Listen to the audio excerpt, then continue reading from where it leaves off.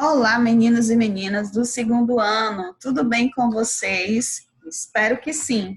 E aí, você já organizou o seu local de estudos, a sua garrafinha com água, para a gente começar a nossa aula de hoje? Eu espero que sim.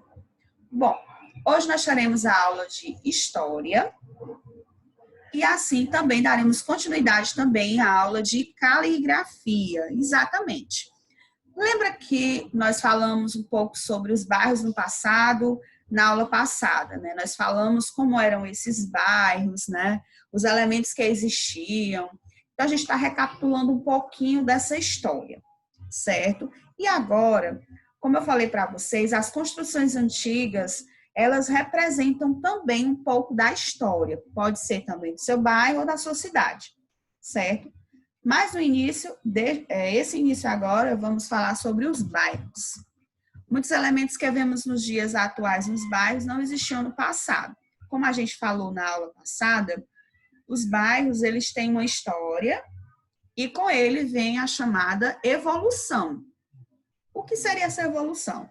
A evolução é aquilo que não existia no passado, aquilo que existia no passado, provavelmente hoje não existe mais.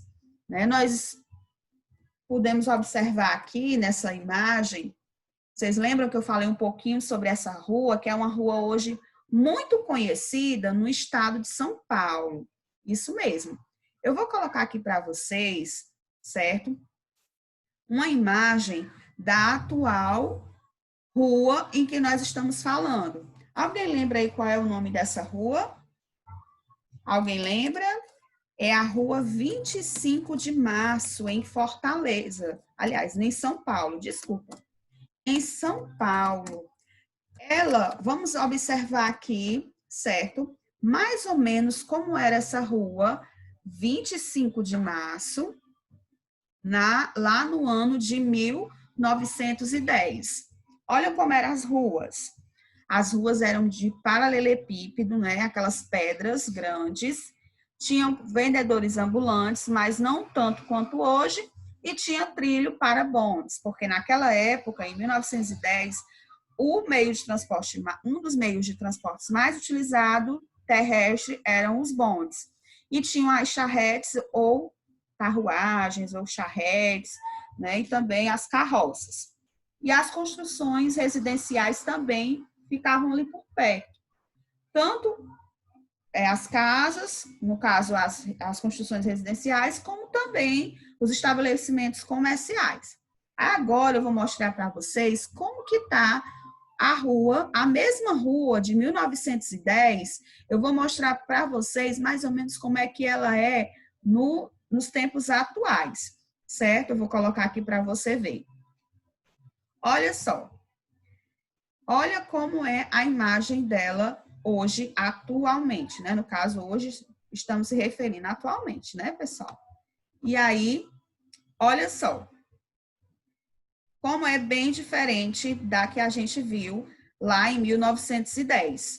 Olha a quantidade de pessoas. Até porque a Rua 25 de Março, hoje, ela é considerado um polo de comércio lá no estado de São Paulo. Então, as pessoas vêm de outros estados para poder comprar, fazer compras para suas lojas nessa rua. Olha como que tem gente, mais gente do que na Rua 25 de Março de 1910. Já tinha algumas pessoas, mas não o tanto de pessoas que tem nessa onde a gente está vendo aqui a imagem, certo? E agora, pessoal, eu vou colocar aqui para vocês verem, certo? Vou colocar aqui para vocês continuarem vendo o nosso compartilhamento de tela aqui na nossa atividade de hoje. Eu vou colocar no grupo para vocês fazerem uma pesquisa, tá? Primeiramente, vocês vão pesquisar um pouco sobre os bairros do passado. O que a gente vai pedir para vocês? Vocês vão pesquisar aí na internet, né? Já que vocês adoram estar na internet, vocês vão utilizar a internet a seu favor para a sua atividade. Você vai colar aí pelo menos 2 fotografias ou 2 imagens de 2 bairros aqui de Fortaleza, isso mesmo. você vai procurar 2 bairros. Tia, qual é o bairro? Qualquer um. Pode ser o seu bairro, pode ser um bairro que você simpatize, né? Como sempre, vamos lá, como exemplo, o centro da cidade. Se você simpatiza com o bairro centro da cidade, você vai pesquisar uma fotografia dele antigamente. Isso mesmo, não é um ato da atualidade, é antigo, tá bom? Uma fotografia antiga ou uma imagem de 2 bairros de Fortaleza, certo? E aí, logo depois, o que é que eu quero que vocês façam? Você vai pesquisar a origem do nome do seu bairro.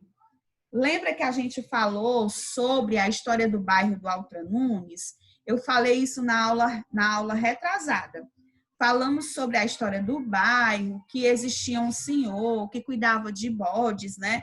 E aí se originou o nome Alto do Bode. Isso você pode procurar também na internet. Como eu falei para vocês, vocês podem utilizar as imagens para falar de 2 bairros que você simpatiza, podendo ser o seu ou não, para ver como que esse bairro era. E logo depois você vai falar um pouco sobre a história, sobre a origem do nome do seu bairro, certo? E com isso você vai, com o papai e a mamãe, você vai, com a ajuda deles, pesquisar na internet para saber essa história, ok? E agora, nós vamos para o nosso livro de caligrafia. Isso mesmo, caligrafia. Você vai abrir o seu livro lá na página 60. Página 60 de caligrafia. Nós vamos falar um pouco sobre a vírgula. Isso mesmo. Para que serve a vírgula? Por que eu uso a vírgula? Certo? Então, como eu falei, vamos falar sobre a vírgula, abrindo lá o livro de vocês na página 60, né? Você vai ver comigo aqui juntamente. Vamos falar aqui um pouquinho. Nós vamos usar a vírgula, né, para separar, fazer a separação de palavras. Nós temos aqui algumas informações que vocês podem aí usar para você. Para que eu tenho que usar a vírgula, certo? A vírgula ela serve para separar elementos que você queria listar. Por exemplo, eu vou comprar carne, ovos e peixe. Quando eu digo que eu vou comprar carne, ovos e peixe, eu tenho que colocar uma vírgula em qual parte dessa frase? Eu vou colocar, eu tenho que comprar carne, vírgula, ovos e peixe. Então, a vírgula ela é usada para separar o lugar, o tempo e o modo que vier no início da frase, certo? E agora, você vai ver aqui que nós temos um livro da Rosana Rios. Inclusive, vocês podem pesquisar também na internet esse livro, que ele está disponível para você ler, certo? Ora, vírgulas. É um livro, ele é um livro paradidático que você também pode ver pela internet. Ele fala um pouco sobre a vírgula. Como eu disse, ele serve para separar as palavras. E também, quando a gente está lendo, né, por exemplo, vamos aqui na atividade, na primeira questão. Escreva as frases a seguir, pontuando-as corretamente. Os nomes dos meus 4 cachorros são Tatá, Dori, Juba e Panda. Olha como foi rápido que eu li. Quando nós colocamos a vírgula no lugar certo, como ficaria essa frase? Os nomes dos meus 4 cachorros são Tatá, Dori, Juba e Panda. Vê como a gente tem uma pausa e a gente consegue respirar? Letra B. Gosto de banana, maçã, uva, melão e goiaba. Como que ficaria a frase com as vírgulas? Gosto de banana, maçã, uva, melão e goiaba. Por isso que o uso da vírgula é importante, para que haja uma pausa e a leitura seja entendível, né? Para que a pessoa entenda o que você está lendo. Até porque você precisa de uma respiração para poder você, né, conseguir ler as outras palavras. Letra C. Tenho aula de português, matemática, arte e inglês. Onde caberia a vírgula nessa frase? Tenho aula de português, matemática, arte e inglês. Página 61. Complete o texto a seguir, escrevendo o nome de cada imagem. O mel, o favo, o zumbido. Você vai completar o texto escrevendo o nome de cada imagem, certo? O sabugo e a espiga, aí você vê a imagem e vai colocar o nome, certo? O vermelho, a erva de cheiro. O mundo inteiro é um canteiro. A rua, a via, atravessa o caminho. O navio, a jangada, a vela, o barquinho. A ave cinzenta, o mundo inteiro sopra e venta. Esse texto é um texto de Elizabeth Gartun Escarlon, do Mundo Inteiro, é um livro, né, de São Paulo, de 2013. Agora você vai ler o texto e vai pontuar corretamente. O assunto de hoje nós falamos sobre a vírgula. Então, você vai lendo esse texto, você já vai percebendo. O mel, a abelha. Então, nesse espacinho menor aqui, ó, você vai colocar qual pontuação? Você sabe qual é a pontuação que você estudou na aula de hoje? Então, você vai olhar para o texto, você vai ler o texto e vai colocar a vírgula onde é necessário. Lembra que a tia falou?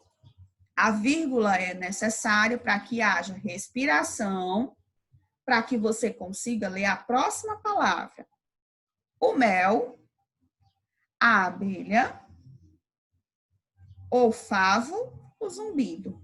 Então, pelo que eu li, você já tem que perceber onde eu vou colocar essa vírgula. Tá certo, pessoal? Então, não esqueçam, a vírgula é importante para que você possa fazer a separação do texto, para que quem ouça o texto entenda o que você quer falar. E também você possa ter a respiração correta para ler as próximas palavras. Ok, pessoal? Então, por hoje é só. Até amanhã, se Deus quiser. Tchau, pessoal!